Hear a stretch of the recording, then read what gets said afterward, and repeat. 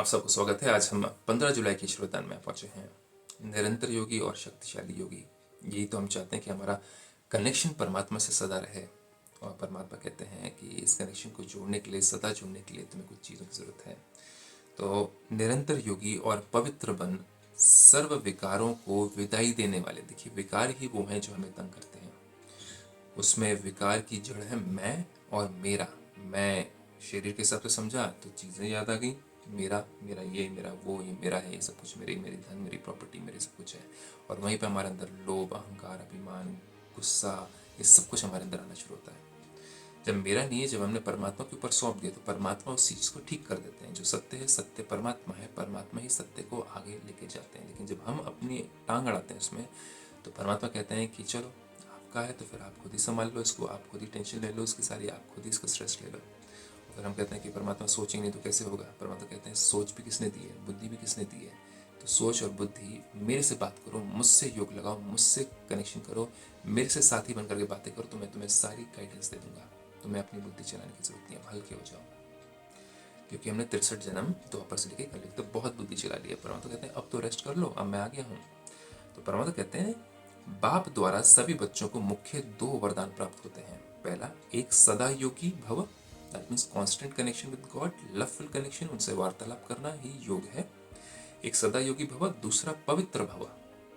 Purity सिर्फ ब्रह्मचर्य नहीं है कि आप काम विकार से दूर हो गए, वो तो सन्यासी भी होते हैं। लेकिन प्योरिटी का मतलब हमारा सबके प्रति एक समदृष्टि, मतलब कि सबके प्रति अच्छी भावना, सबके प्रति शुभ भावना। किसी के साथ में घृणा, किसी के साथ में अच्छा, किसी ने कुछ बुरा कर दिया तो उसके साथ में नफरत हो गई, ये सब कुछ पवित्रता नहीं है। ये होने से हमें वो व्यक्ति ज़्यादा याद आता है, भगवान कम याद आता है।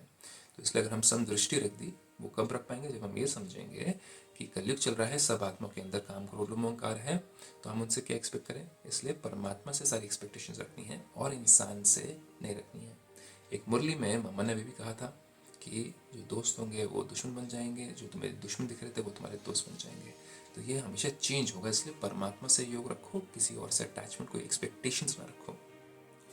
जो ये वरदान जीवन में सदा अनुभव करते हैं, वह 2-4 घंटे के योगी नहीं होते, लेकिन निरंतर के योगी होते हैं। मतलब कि उनके अंदर पवित्रता होती है। वो किसी के साथ में वैर नहीं करते, किसी के साथ में उनका ज़्यादा लगाव, किसी के साथ में वो दूर हो जाना, किसी के साथ में बहुत पास हो जाना, जो आपके फेवर में कहे तो उसका साथी बन जाना, जो आपके अगेंस्ट बोले उसका दुश्मन बन जाना।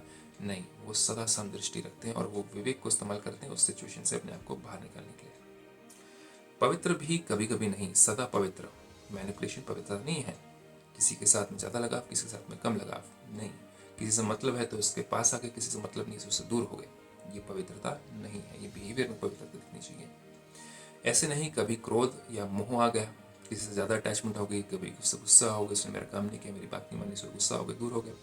कोई भी विकार स्मृति स्वरूप बनने नहीं देगा। यही सारे विकार हैं जो कि हमें मेडिटेट नहीं करने देते हैं। तो हमें दिन भर में चेक करना है मुझे कौन सा विकार खींच रहा है, और उसको हमें ज्ञान के द्वारा अपने आप को समझा करके खत्म करना। अगर लोभ कर रहा है तो हमें कहना कि देखो समय कम है, बाबा ने बता दिया चक्र 5000 वर्ष का है, संगम युग खत्म हुआ क्यों हुआ, दुनिया की हालत देखो, अब लोभ करने का टाइम नहीं है, अब और चाहिए का टाइम नहीं है।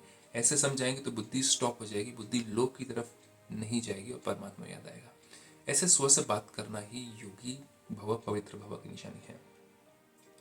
तो ऐसे योगी ही शक्ति स्वरूप हैं, क्योंकि आपके अंदर शक्ति आ जाएगी। आप व्यर्थ बातों की तरफ नहीं जाओगे, लोभ की तरफ नहीं जाओगे, अभिमान की तरफ नहीं जाओगे, मेरे तेरे में नहीं जाओगे, और आपको बाबा याद आएगा, परमात्मा याद आएगा।